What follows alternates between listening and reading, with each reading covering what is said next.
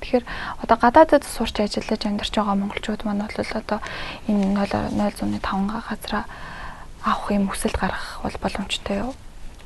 Гадаадын харьяатал биш болцоогүй бол нэг Монгол улсын одоо харьяат иргэн хэвээрэл байгаа бол энэ бүгд одоо тэр газараа өмчилж явах хэрэг нээлттэй байгаа.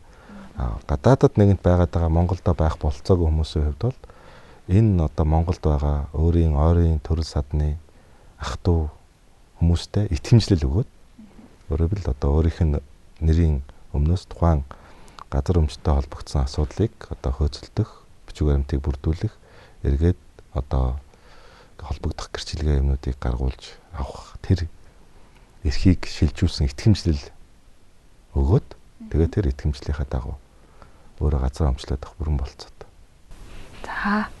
За маш их баярлалаа. Бидний урилгыг хүлээн авч манай студид төрөлцөн ирээд бас зуны өглөө хөтөлбөрийн үзэгчдэд маань одоо газар өмчлөх тухай болоод одоо тэтгэвэр тэтгэмжийн талаар мэдээлэл өгсөн их баярхтаа маш их баярлалаа.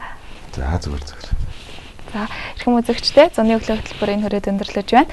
Бидэнд хамт энэ өглөөг өгсөн та бүхэнд баярлалаа.